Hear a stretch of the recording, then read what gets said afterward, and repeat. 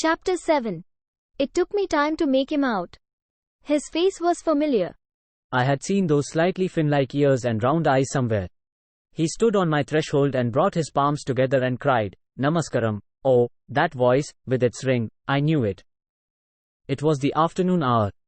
The market road was sleepy. A donkey was desultorily chewing an old newspaper at the fountain parapet. The black cow and its friend the free bull had curled up for a siesta right in the middle of the road, obstructing the traffic as was their wont.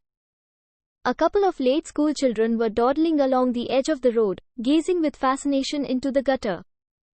A bright, scalding sun was beating down. The woman sitting under the acacia, selling a ripped-up jackfruit, was desultorily waving a stick over its golden entrails, trying to keep off a swarm of flies. A jutka was rattling along on the granite-metalled road, a sultry, sleepy hour. I had returned to my seat after lunch. Sastri had not yet arrived. My brain was at its lowest efficiency and I had to battle within myself to wrench myself away from a siesta. I had arrears of work to clear. I sat on the Queen Anne chair and stretched my legs on the ancient table as a compensation for foregoing my siesta. Come in, I said as a general courtesy to whoever it might be that said, "Namaskaram." He came in, with an umbrella tucked under his arm, hesitantly and lowered himself gingerly into the first chair. "I came by the morning bus, not the one that brought you but the earlier one." "Oh, yes, now it came like a flash." "Oh, Muthu," I cried, almost jumping at him and hugging him. "Whom have you left to mind the tea shop?" "Oh, those boys are there, they can manage it. I am returning by tonight's bus. How is your business?" "Doing very well, sir. How are your children? Have you found a bridegroom for your daughter?" His face fell at the mention of it. I would normally not really have troubled him with any reminder of his daughter's marriage, but in order to cover my initial lapse I now tried to show off my knowledge of his problems. I could not be blamed for my initial lapse. At his tea shop he had been bareheaded. Now he had donned a white khaddar cap, and wore a long mal jibba and a dhoti, and had a lace upper cloth over his shoulder. He had dressed himself to come to town, I suppose. I was very happy to see him. He had rescued me from Vasu that day. I had always anticipated another meeting with him, at least, in order to pay off the tea bill. I opened the drawer of my table and took out a rupee and held it to him. I was suddenly inspired by the lesson taught by my adjournment lawyer not to mix accounts. He looked at the rupee with some surprise and asked, "What is this for?" "I have long wanted to pay you that bill for the tea and buns." Even as I was speaking, I realized how silly it sounded. The lawyer had taught me a rather coarse lesson. Muthu looked rather hurt as he said, "I have paid a bus fare of 14 annas for coming and will pay 14 annas for going back. Do you think I am spending all that in order to collect? How much was it?" I was abashed, but said, "My duty, you know. Can I get you coffee or tiffin or anything?" He shook his head. "I never eat anywhere outside when I travel, and it keeps me fit. I like and enjoy a good meal when I go home." And now that all the awkwardness was gone, I asked, "What's your command? Tell me what I can do for you." A sudden fear assailed me lest he should ask me to go up to tell Vasu that his old friend was come. I said testingly, "I saw Vasu go out in his jeep. We too see him at Mempi going up the hill now and then, but he doesn't stop to speak to us nowadays." I was pleased and relieved. "What is the reason?" "Why go into all that?" he said, Gent L7 tapping his umbrella on the floor. "He is a man with a gun." "Why speak of him? He doesn't care for us now. He may have no more use for you," I said, adding fuel to the fire. "He has other people, who are more suitable to his temperament," he said, hinting at a vast army of undesirable men, trailing behind this man, looking for mischief. I didn't want to pursue the subject further. I merely said, "He may drop them off when he finds someone more useful," once again a sentiment on which we both immediately concurred. And then a final statement, "After all, it may be for the best. It'd be best to be forgotten by him and have nothing whatever to do with that man." I elaborated the statement with an account of all the happenings since he had stepped on my threshold. He stood just where you stood. I welcomed him. Lee sat where you are sitting now. I make no distinction between mole. Muthu sprang up as if he had occupied a wrong place and said, "I am not that kind." I know, I said. Don't I know? You are a helpful man. You cannot see a man stranded. I know you. He was pleased and said, "We helped that man so much. Now he thinks that we have informed against him, and he came and created a scene at my shop and threatened us with his gun." He laughed at the memory of it. As if we wouldn't know what to do, as if we would sit back and let him shoot us. We don't want to bother about him and so leave him alone. He still passes up and down, but never stops for tea and doesn't seem to carry home much from the forests either, and he thinks we are responsible for it. Why, there are hundreds of people going up and down to the project or somewhere on that road, and anyone was bound to notice his activities. It's all for the best if a Rakshasa ceases to notice you, I said, and that put an end to our discussion of Vasu. I was very happy to note that he was no longer liked by Muthu. My enemy should be other people's enemy too, according to my age-old practice. After all this preamble, he mentioned his business. You remember our temple elephant I spoke to you about, though you couldn't see it that day? It had gone into the jungle. It's sick, and we want your help to find a doctor. Our doctor, Dr. Rao of Town Medical Stores, would he react to the presence of an elephant in his clinic? I said doubtfully, I don't know if our doctor knows enough about elephant sickness. Oh, no, he said. We have heard of a government hospital for animals recently opened here. We want your help to get our Kumar treated there. A new set of circumstances seemed to approach me in an enveloping movement. This was the first time I had heard of an animal hospital. I could have just said, I don't know anything about it, and ended the matter there. But my nature would not permit it. I had to get into complications. So I said, all right, let us see what we can do for poor Kumar. What is the matter with him? He is not taking his food at all nowadays. He shuns it. What a mighty problem was coming on to RNC. The enormity of it oppressed me. This was not something I could evade by suggesting that they look over Heidelberg. At the same time I felt flattered. That someone should think of me for tackling such a profound problem was itself an honor. I felt too proud to say that I knew nothing about elephant doctors. After all, the man who had come all this way expected me to do something about it. Suppressing my astonishment at being involved in it, I asked, is there any hurry about it?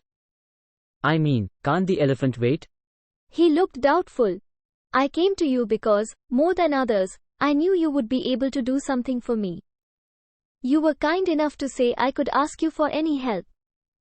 That poor Kumar, he used to be so lively, playing with all the children, and now for the last 10 days he is suffering, he accepts no food. I don't know, something is wrong with him. There is a fellow there in top slip, an elephant trainer, who looks after some of the elephants working in the timber yards, but Lai says that he can't really judge what is the matter. All right. I'll do my best. Now what are his symptoms? At least tell me that. He thought it over for a moment and said, he seems to get cramps, he lies down on his belly and howls. Have you ever seen an elephant lie down? I have never seen it before. He has to be coaxed and cajoled to accept a ball of cooked rice. I felt genuinely concerned about poor Kumar now. I said, I'll go and meet this doctor you mentioned, and we will see what we can do. How shall I communicate with you?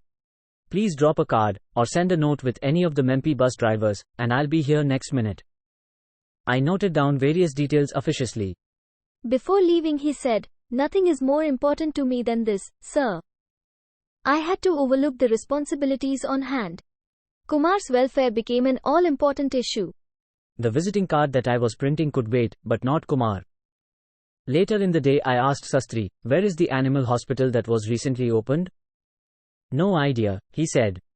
Lost interest in animals 5 years ago. After the death of my cow, I vowed never to have another. I am the first person in our whole family to buy milk from street vendors. My relations laugh at me for it. I inquired here and there. 2 days were gone. I had the feeling of being a defaulter. As each hour and day passed I grew nervous and finally on the flash of an idea sought my friend Sain, who lived all alone in a converted garage in the compound of a house in Lawley Extension. I had to take a cycle on hire for this expedition. Sain was pleased to see me in his shed. He had surrounded himself with books and stacks of newspaper, which were all over the floor. He sat on a rush mat and worked by a small kerosene light. I burst in on him at about 7 in the evening. He had a sloping board on which was fixed a sheet of paper for writing. It had been a warm day, and he sat bare-bodyed. He was delighted to see me. I sat on his mat. I can't give you coffee or anything, but if you like, let us go to a restaurant, there is one not too far off. He was visibly overwhelmed by my visit. All along he was used to visiting, and this was one of the rare occasions when he was receiving. I said, I don't need coffee, please. I have come for some information. As a newspaperman, you'll be able to help me. He liked to be called a newspaperman, and I hoped sincerely that someday he would see his views in print. He was always saying that he was about to secure the finances, was on the verge of it, and something always happened, and he sat back, wrote his editorials, and waited for the next financier. But he was equipping himself for the task all the time. Part of his equipment was to know what was going on in the town all the time, in the past and in the present. I asked him about the animal hospital. Oh, yes, I remember something about it. He frowned for a moment at all the accumulation of the past, got up, pulled down some stacks of old paper, turned them over, blowing the dust in my face. He thrust an old newspaper under my nose and tapped his finger on a news item. It gave a description of a deputy minister laying the foundation for a veterinary college and animal welfare hospital on the other bank of Sarayu, for which 10 acres of land had been gifted by the municipality and some foundation had given dollars in equipment for a start. And the government had promised to take it under its wing during the third 5-year plan, and so on and so forth. A lengthy speech was reported in which the deputy minister dwelt on the importance of Ahimsa and the importance of animals in human economy, and then he was garlanded and made to tread the red carpet. I wondered how I had missed it. Do you know how you missed it? Like the rest, Sane said. They mismanaged the whole thing. The printed invitations went out late, and readied most people a day too late. I wonder where they got them printed, I said, to ward off any suspicion that I might be responsible for the mess. The result was that no one turned up at the function except the organizers and the deputy minister, and he was furious at the mess. They had platform, decorations, and an elaborate tea, but only a handful of audience. The deputy minister made his speech all the same. Anyway, it looks dignified and impressive in print, he said fondly, looking at the printed column. However, the doctor is already on the scene, although little else is ready. Next afternoon I went in search of this animal doctor. I crossed Nalapa's Grove on my cycle. It was about 1 o'clock, and the sands were hot. A few bullock carts were crunching their wheels along the sand. The mango trees cast a soft shade, and the air was thick with the scent of mango blooms. The river flowed on with a soft swish. It was so restful that I could have set my bicycle against the trunk of a tree and gone to sleep on the mud under the shade of the tree. But duty impelled me onward. I cycled up the other bank across a foot track and suddenly came upon a bare field enclosed within barbed wire. The gate was barricaded with a couple of bamboo poles. A tablet on a short masonry work commemorated the laying of the foundation. The south side of the barbed wire enclosure was bounded by a wall of the cremation ground, where a couple of funeral parties were busy around smoky pyres. A howling wind blew across the fields. There are a single palmyra tree standing up in the middle of this desert, although across the road tops of green corn rippled in the air. I left my bicycle at the gate and walked around to read the signboard over the entrance. Department of Animal Welfare, World QRL, World Quadruped Relief League, California. I saw the roof of a hut shining in the sun and sent off a shout in that direction. Hi. Who is there? I was enjoying this hunt. I shouted without any hope, expecting the Mempi Hills shimmering on the horizon to echo back my call without an interruption. But I got the answer. Who is there? A voice called back. I have come for the doctor, I said. It seemed absurd to be calling for a doctor out of empty space. But it worked. A man appeared at the door of the hut and gesticulated. He cried, "Come along." The gate is barred, I cried. Come through the fence, he called. I slipped through the fence, the barbed wire slightly gashing my forearm and tearing my dhoti. I swore at it, but it gave me a feeling of shedding my blood for a worthy cause.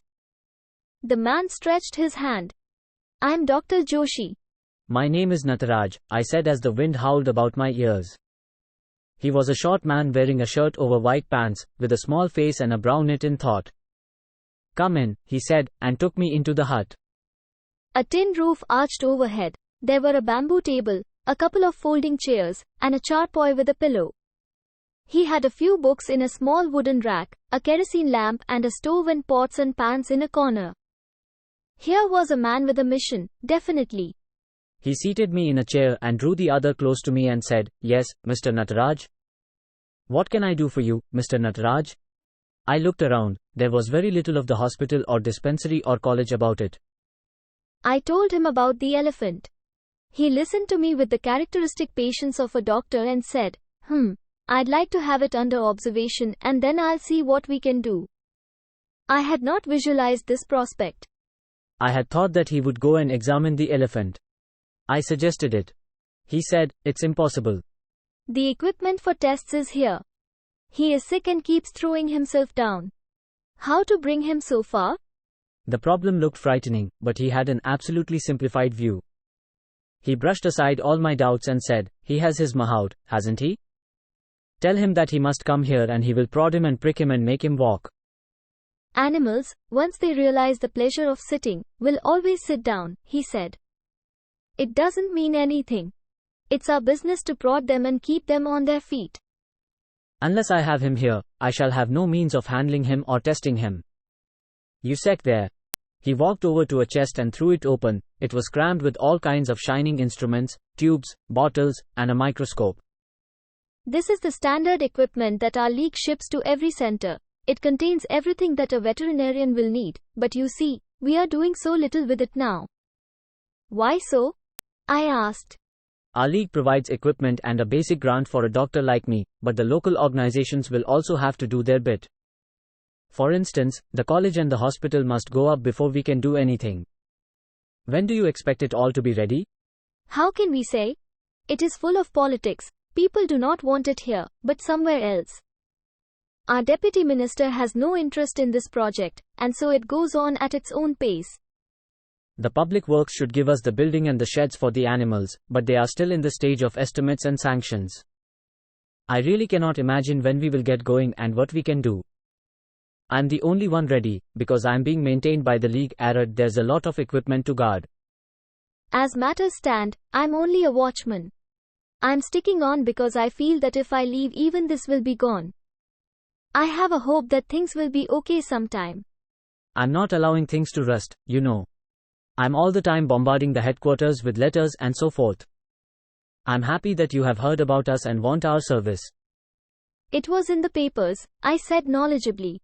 Bring your elephant over. I'll do what I can for the poor creature.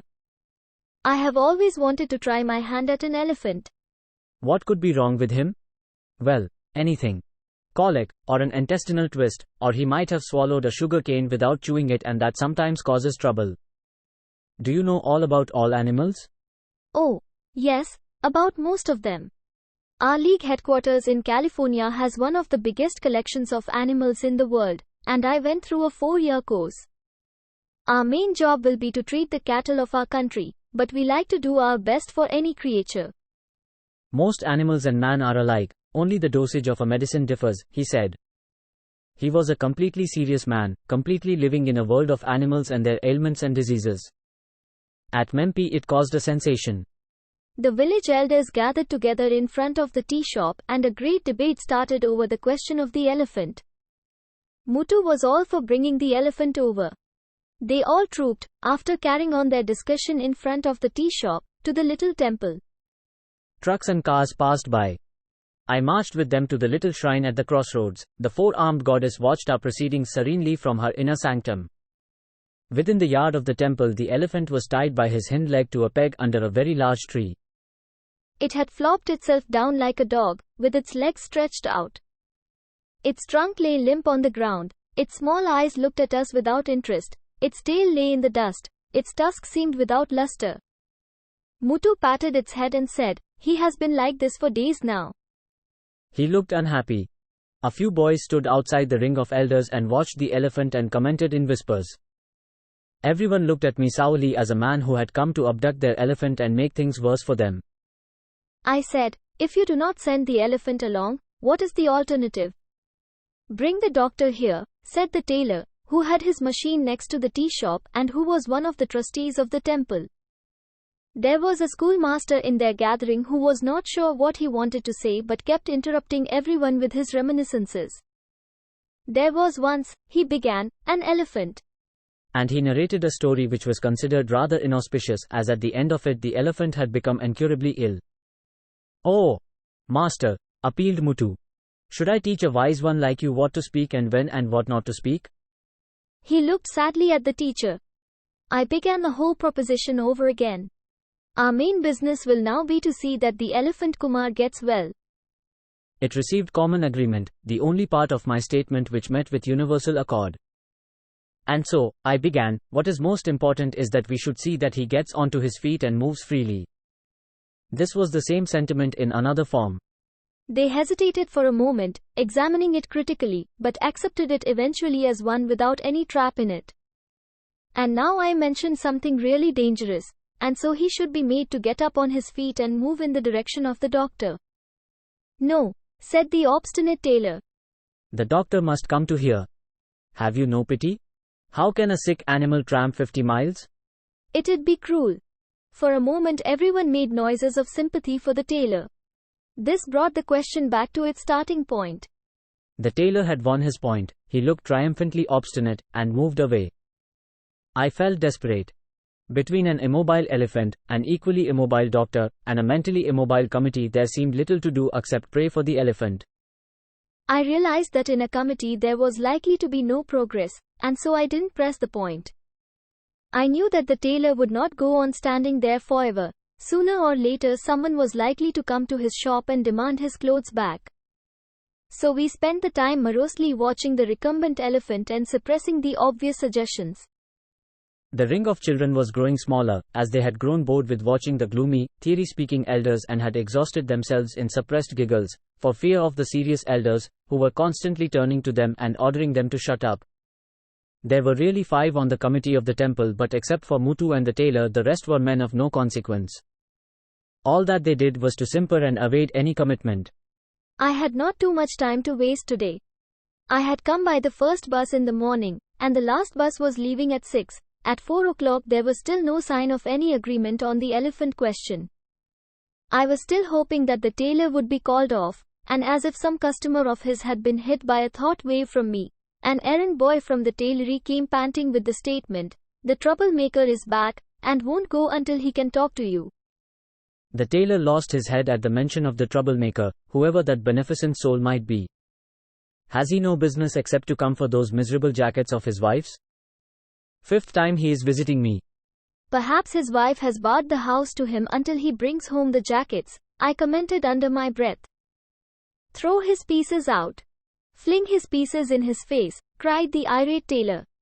"But you have locked them up," said his errand boy seriously. "That settles it. ... "I'll be back soon," he said and rushed out in a rage. I felt relieved, lighter in my chest. This was my chance. Now I had the committee in my pocket. I told Muthu hurriedly, "Before my bus leaves, I must see this elephant on his feet. We will discuss the other things later." How to get him up? "Kumar," he appealed, please stand up." One of the stragglers, a young urchin who had been watching us with a thumb in his mouth, took out his thumb and said, "I know how to make an elephant get up." How? Come on, do it," I said eagerly, pulling his hand out of his mouth and propelling him forward. He grinned, showing a toothless gum, and said, "If you get me a frog, I can make him get up." "What?" "How will you do it?" "When a frog is put under an elephant, it'll jump, and the elephant will jump with it," he said. I was even prepared to dig a crowbar under Kumar and lever him up if necessary, but a mahout arrived at the crucial moment. He was attached to the timber yard 5 miles up in a mountain jungle. They had desperately summoned him 4 days ago through a truck driver passing that way, and the man found the time to turn up only today. He arrived just when we were hesitating between applying a jumping frog or a crowbar to make Kumar get up, wanting to do something before the tailor should return. The mahout wore a knitted vest and over it a red sweater and a white dhoti coming down to his knees, a combination calculated to strike terror into the heart of any recalcitrant elephant. He pushed his way through the ring of watching loungers and looked us all up and down questioningly. Why is he lying down? He asked. That is what we should like to know, said Muthu. He has been like this for 4 days.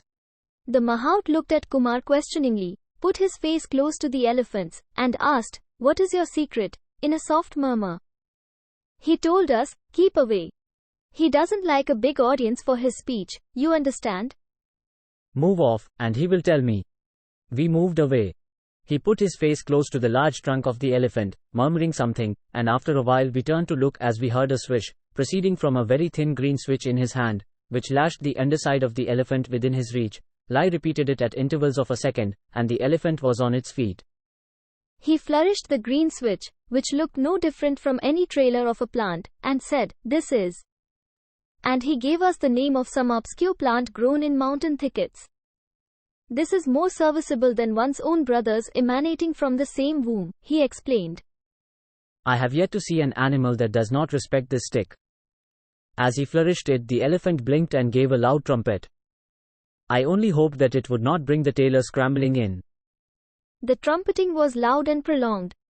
The mahout leaned on the elephant's side, as if posing for a photograph, and smiled at the gathering. He seemed to fall into a mystic trance as he drew the switch across his nose. Now get me a broken coconut and a little jaggery and a piece of sugar cane. We sent a youngster running to fetch these. While waiting for the youngster's return, the mahout leaned on the elephant and he regaled us with his members. He recounted the tales of all the elephants that Lai had coaxed and taken to the various zoos in the country, and Lai spoke of a chance that he had had of taking an elephant to Tokyo or New York, which was frustrated by his brothers, who did not like the girl he had married and wanted to punish him for not marrying according to their own arrangements. From Kerala, far off Kerala, this mahout had brought a girl to marry, but his brothers advised him to pay off the woman and raised among themselves 200 rupees. The mahout went up to her with the money and asked her to go back to Kerala. She quietly said, Keep your money, only tell me if there is any deep well or tank nearby where I can drown myself. I want you to know that I have come to you not for your money. ... If I can't be worthy of being your wife, I shall be quite happy to be dead at your feet, rather than to go back to my village with 200 rupees. He explained, 200 rupees, not just 2 rupees, and she did not want it. I immediately told my brothers that I did not care for them, told them to do their worst, and married the girl. You think that I married her on the money from them? Not me. I returned it to them. I actually threw it out of the door and told them to pick it up, and borrowed 100 rupees on which I am still paying interest of 5 rupees a month, and married her. Such a wonderful woman. She won't eat her food unless I am back home, even if it is midnight. What can I do? Sometimes I have to be out for days and days, and what does she do? She starves, that is all, he said. A dutiful wife. He never finished his narrative to tell us how it prevented his going to Tokyo or New York, for at this moment the elephant coiled its trunk around his back, and he patted it and said, Now we are friends, he wants me to sit on his back. He tapped the elephant's knee and took hold of its ear, and pulled himself up even as he was talking. By this time the youngster had brought coconut and jaggery. The mahout stooped down to take it and held it for the elephant, saying something. The elephant just picked up the bamboo tray, raised it, and sent it flying across the field. Muthu was crestfallen. See, that's what he does to food. Never mind, said the mahout, he is not hungry, that is all. I would fling the dinner plate at my wife's face myself if I did not feel hungry, and she persisted. Now I am ready. Where is he to go? Ride him to the town, I said promptly. I will meet you at the toll gate outside the city. And before we knew what was happening, Lai had flourished his green switch and was off, with all of us trooping along. The children let out a shout of joy and ran behind the elephant. I was not very happy about the amount of public notice the whole business was receiving. It might stir up the tailor once again. Muthu walked with a look of triumph beside the elephant. I felt triumphant too in a measure. To put our ideas in proper perspective, the mahout leaned down to say, because he is trotting, don't imagine he is not ill. He is very sick. I have my own medicine for his sickness, but you want to see an English doctor, try him and come back to me. I never want to stand in anybody's way of doing something, although I know what English doctors can do. They will sooner or later call people like me. This made Muthu once again thoughtful. He suddenly remembered that he had come out without thanking the goddess. He ran back to the temple, lit a piece of camphor before the goddess, and rejoined the procession. At the market road, when the procession passed in front of the tea shop, he invited the mahout to stop for a moment and ran into his shop. The mahout said, "If you can, reach me a glass of tea here." I can't get down. If I get down, Kumar will also sit down immediately. That is his nature. Kumar seemed to understand this comment. I could detect a twinkle in his small red eyes, and he swayed his head in appreciation of this statement. Muthu brought out a tray covered with buns and a tumbler of tea, and held it up to the mahout. The flies that swarmed in his shop sought a diversion by coming on in a mass and settling on the back of the elephant for a ride. The mahout sat comfortably in his seat, set the tray before him, and started to drink his tea. And now the tailor came flouncing out of his shop, demanding, "Everyone get out of the way and tell me what is happening." The mahout thought the remark beneath his notice and looked down from his eminence with indifference. This irritated the tailor. He said, "This is our elephant. Where are you taking him?" The tailor's sense of ownership over the elephant was comical, and everyone laughed. Muthu, who had gone back to his seat at the counter, now said, "He knows how to handle the elephant, don't worry." He is taking it out for its own good. What, to the city? I will never have it, never, never. The tailor stamped his feet like a petulant child. The mahout was confused. He looked puzzled. Arad asked, tying a towel around his head as a turban, "What does it mean?" Am I stealing an elephant? Muthu came out of his shop, put his arm around the tailor, and said, "Come and have tea," and managed to say at the same time to the mahout, "Yes, yes, you go, it is getting late, remember where you will be met. We will look to other things." The mahout flourished his green switch ever so gently, and the elephant was on the move again, with the trail of children behind it. Soon the green turban vanished from the landscape, around a bend. The tailor was disconsolate until Muthu poured obligatory tea into him, unwashed glass after unwashed glass. At this rate, I said to myself, Muthu will be a bankrupt treating all his elephant associates to tea. He will close down his business, and then who will pay the elephant doctor at the other end? I sat on the plank bridging two empty kerosene tins in front of Muthu's shop, watching the scene with detachment. Now that the elephant was gone, a big worry was off my mind.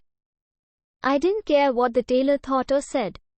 Refreshed by tea and buns, he came out of the shop and passed me without a word. But the brief look he cast in my direction was enough to indicate what he thought of me, an abductor of elephants. He stepped out, wiping his mouth with the sleeve of his shirt, and was soon out of view in his own shop 4 doors off. I could hear him say to someone, "Take away those pieces if you cannot wait. I promised you the jackets only at the end of this week." I could not hear the rest of his sentence as the dreaded jeep drew up on the road in front of me. Vasu had come downhill. He looked at me from his seat and said, "Coming along?" "I am going back to the town." I hesitated for a moment. The bus had been due any time for the last 90 minutes. Still there was no sign of it. But how could I go with this man? I didn't like to tell him about myself or my mission here. I would be at his mercy if I climbed into his jeep. I said, "I am not coming back yet." "Why not?" he asked persistently. "What do you want to be doing here? You want to spend the night here?" He was blocking the road. A truck was trying to pass. The truck driver sounded his horn impatiently. Vasu merely waved his arm. "You have enough clearance there." "There is a ditch." "All right, get into the ditch. Don't disturb me now."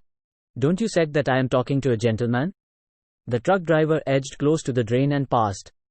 Vasu said to me, "I will take you back home." "You may go," I said. He indicated the back seat.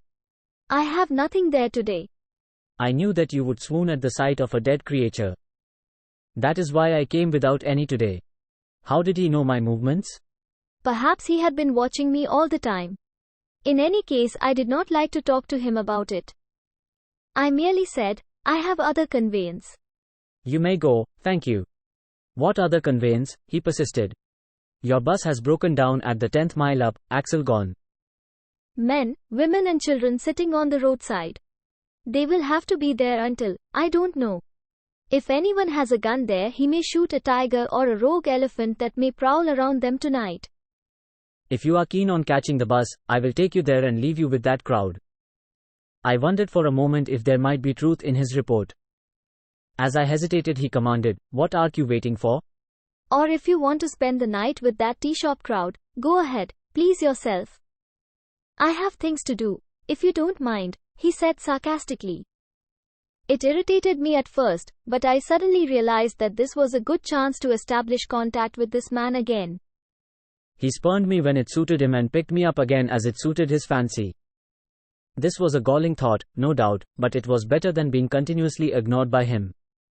So I climbed into the jeep without a word. He drove off. We remained without speech for some time. He drove at his usual scaring, reckless speed, swearing at bullock darts, threatening to smash them up and calling all passers-by names.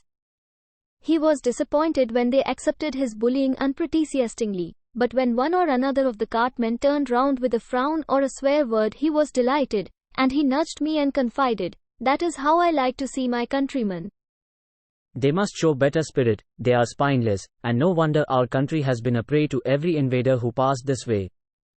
I could not accept his view of our countrymen, and so I asked, "Do you want everyone to be a blustering bully in this country?" "Yes," he said simply. He was in an extraordinarily good humor. I wished he would continue this. It was becoming dark, and the lights were up on the homesteads and farms on the way.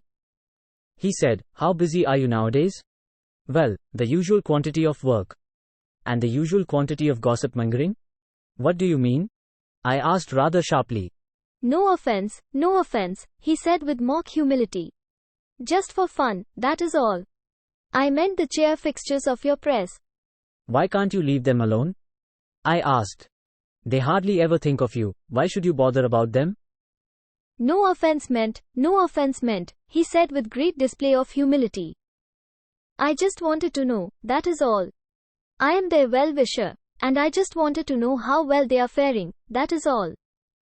"Look here, Vasi," I said, on a sudden access of foolhardiness, "you should leave others alone, it will make for happiness all round." "I can't agree with you," he said. "We are not lone dwellers in the Sahara to live self-centered lives. We are members of a society, and there is no point in living like a recluse, shutting oneself away from all the people around."